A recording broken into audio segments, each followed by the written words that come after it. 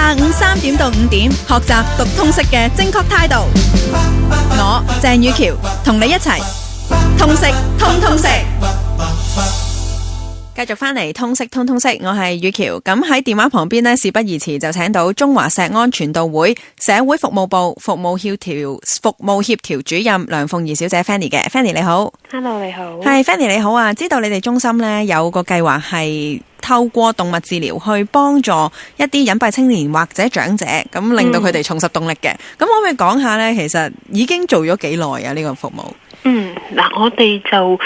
到而家為止做咗4年嘅，係啦，咁就最初咧，我哋就係去幫助一啲青年人啦，即係喺4年前就透過動物治療咁樣，咁啊即係令到佢哋都可以出到嚟啦，即係同啲動物有接觸啊，跟住又同人有接觸。咁啱啱過去呢1年咧，我哋就將個服務延伸到去服務長者，咁啊另一個即係由周大福慈善基金贊助嘅觸動計劃啦，咁去服務翻區內嘅長者咁樣嘅。係想問下 Fanny 咧，咁之前可能就年青人啦、隱蔽青年比較多啦，咁但係年青人咧可能對於寵物個排斥性可能冇咁高喎，長者會唔會高啲㗎？即係佢哋對動物嗰個抗拒感，唔中意啲小動物啊嗰啲咁樣嘅。係啊，呢個都係我哋開頭即係都幾一個嘗試啦，即係都有嗰啲擔心嘅，即係。畢竟即係老人家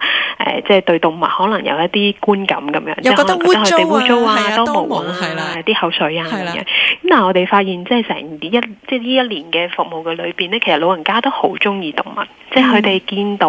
嘅時候咧都係好開心啦。即係可能有啲咧，即係開頭會有啲即係恐懼咁樣嘅，即係但係咧慢慢即係見到啊，佢都會即係就算佢好恐懼唔敢接觸佢，都話哇佢好乖啊。咁繼而慢慢咧就會接觸佢啊，同埋咧即係甚至乎可以抱佢先。咁啊見到啲動物咧，其實逗得啲老人家咧，其實真係都係好開心嘅。咁啊或者有一啲咧過往都會養開動物，甚至會令佢回憶翻起以前自己喺鄉下養嗰隻狗啊係點樣咁樣咯。咁 Fanny 啊，想問下咧，參與你哋計劃嘅一啲長者，有冇話佢哋本身可能有情緒嘅問題啊，或者係有啲乜嘢原因要參與呢個計劃咧？都會啊，即係除咗人口老化啦，即係個社區裏邊越嚟越多老人家啦，咁特別我哋揀呢一班獨居嘅長者咧，其實都會係有一啲心理或者社交嘅需要咁樣嘅，即係我哋都會係啦，即係研究裏邊咧都去證實翻呢一班老人家咧，其實喺孤獨感啦同埋抑鬱感裏邊咧，都係其實都係比一般嘅老人家咧係為高咁樣嘅。但係以往咧就可能透過社工去接觸佢哋啦，咁社工接觸佢哋同揾小動物去接觸佢哋，嗰個分別喺邊度呢？我諗動物咧係都帶到另一種嘅歡樂，即係人即係傾偈可能都係即係可能帶一啲關心，但係即係從一啲動物好可愛嘅樣啊表情嘅時候咧，就令到佢哋即係唔使講啲咩㗎，即係我諗即係嗰個時間咧，淨係同隻動物喺埋一齊咧，佢哋已經係可以忘記咗佢哋即係可能一個人住嘅時候好多困難啊，或者身體即係老弱嘅時候咧，亦都會有多唔開心嘅情緒啊，即係佢哋都 feedback 即係回應翻咧，其實即係動物見到動物嘅時候就會乜都唔記得晒㗎啦，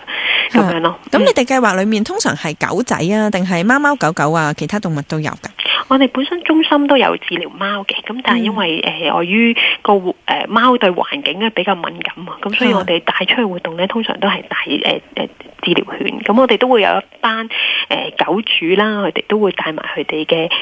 即係動物，咁亦都經過評核啊同埋訓練啊，咁樣咧成為我哋嘅動物大使啦，咁去上門咧去探訪啲老人家咁樣嘅。哦，你哋會上門去埋老人家屋企？係啊，係啊。佢會唔會好介意你唔好入嚟啊？咁樣點樣之前同佢磨合咧？都有一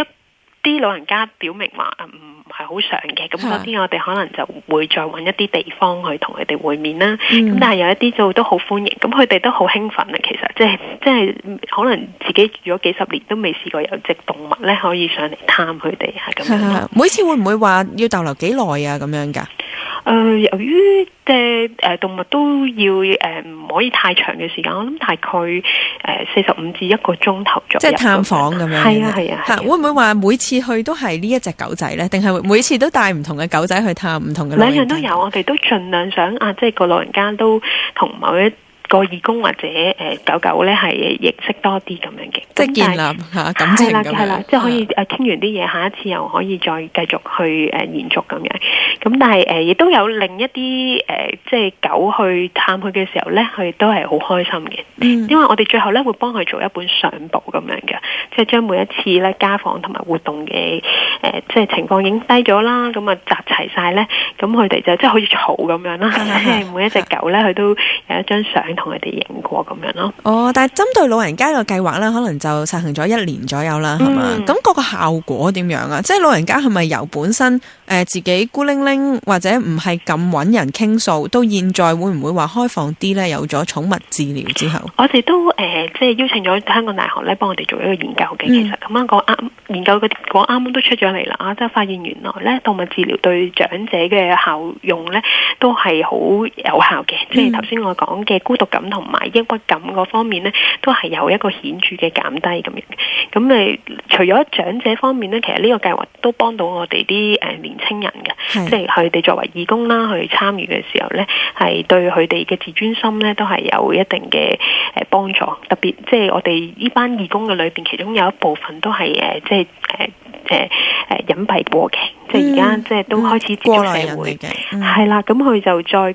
更加咧比一般嘅義工咧係更加有明顯嘅上升嘅，即係佢個自尊心嗰方面。但係 Fanny 啊，如果帶動物去探佢哋或者出嚟活動咁樣，會唔會只係第一步咋？之後會唔會話要點樣再去跟進啊？或者係咯，會唔會只係令到佢哋打開咗心扉之後，再繼續寵物治療啊？定係會加強其他嘅服務咁樣啊？其實我哋就好想下一年都繼續再喺長者呢邊做一啲嘅服務咁樣嘅，咁可能就更加嘅即係可以將即係啦，唔係淨係停留喺接觸啦，而係真係可以即係我諗呢一年係一個試驗啦。咁喺下一年嘅裏邊呢，我哋希望都可以再針對性啲去處理，即係幫老人家去解決一啲佢哋自己嘅問題啊咁樣嘅。咁呢一年呢，有冇一啲個案可以同大家分享一下？其中有一個婆婆啦，即係佢都即係自己獨居咗都10幾年嘅嚇，咁即係丈夫咧都係因為自殺去過身啦咁樣，咁所以其實咧佢嘅抑鬱情緒咧都一路喺度咁樣嘅。咁自從參加我哋計劃之後啦，咁同啲動物接觸啊，同啲義工去傾偈啊，咁我諗特別喺動物係喺一齊去傾偈嘅時候咧，即係婆婆亦都覺得好舒服啊。咁佢又將可以自己裏面呢一啲積咗好多年嘅一啲感受啦，咁都可以去分享啊咁樣，咁令佢都好釋懷啊。咁同埋咧都亦都學習咗好多正面嘅思考啊，咁樣透過我哋啲動物治療嘅小組咁樣。咁所以到而家咧，佢都即係咯，即係可以叫做放低咗啦，咁即係可以積極咁樣面對生活啊，同埋去做義工啊，再幫其他嘅老人家咁樣咯。係，但係如果咧係一個感情嘅寄託，可能本身獨居長者，可能另一半過咗身啦，冇咗感情寄託啦，咁你哋就帶寵物或者帶動物去同佢哋交流啊，希望有個新嘅寄託，又或者係令到佢哋打開心扉啦。咁如果萬一接觸開佢嘅寵物真係遇上意外啦，我唔可以再探望佢啦，會唔會遇上呢啲情況令到佢又再沉淪翻落去一個失落嘅情緒裏面呢？係我哋呢一次咧就係活動形式多啲。其實我哋都會有建議過長者咧去飼養一隻動物咁嘅，即係佢自己擁有㗎嘛。係啦，咁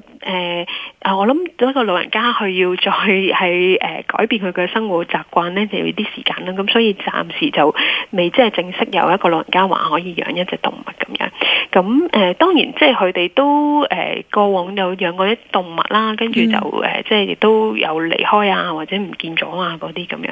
咁就係咯，但係我哋亦都相信咧，即係動物對佢嘅幫助咧係好大嘅嚇，即係甚至呢啲回憶咧，失去嘅回憶咧，其實都係即係對佢哋有一個寄託咁樣嘅。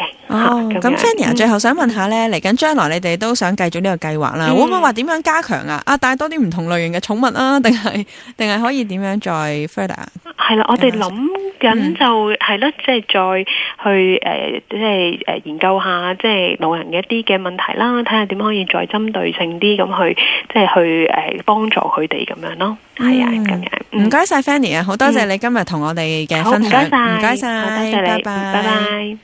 剛才同我哋通電話嘅係中華石安傳道會社會服務部服務協調主任梁鳳儀小姐 Fanny 嘅。咁 Fanny 咧同我哋分享咗，其實佢哋嗰個會咧都有個計劃啦，就係帶寵物、帶動物去探訪一啲隱蔽青年，或者甚至乎今年呢仲將佢哋嘅服務對象涵蓋埋去居嘅長者或者老人家咁樣，希望咧就可以透過動物啦去打開佢哋心扉。咁聽落咧，佢哋做咗青年人就做咗4年啦，老人家就做咗1年啦。咁嗰個情況都聽 Fanny 講都幾鼓舞。咁啊，希望真係能夠多啲人去認識呢一類啦。因為都有精神科醫生就話咧，其實現在咧一個精神嘅治療咧有一啲缺口嘅。咁因為外國咧就真係會利用動物治療啦，又有醫學證據啦，又有理論支持啦。但係本港因為環境所限啊，就冇乜充分應用嘅。好似頭先 Fanny 都有講啦，如果佢哋真係要揾一個場地去俾一啲寵物或者犬隻去到活動嘅話呢，可能就有一個難度。咁所以呢一度呢都會見到，可能香港就受環境所限啦。我哋嘅政府當局亦都未有一個特別嘅安排措施去針對呢個動物治療啦。咁但係其實睇嚟呢，動物治療對於一個精神科嚟嘅醫療嚟講都可以彌補某部分嘅缺口。咁希望今日呢個半鐘呢，可以同大家分享多啲呢關於動物其實唔係淨係養喺屋企咁簡單嘅，都仲可以有好多方向呢，可以同大家探討一下。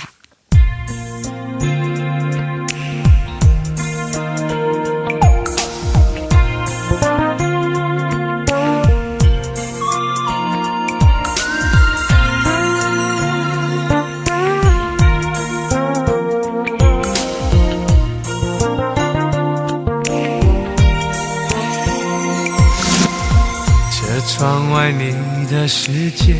慢慢地離開了視線，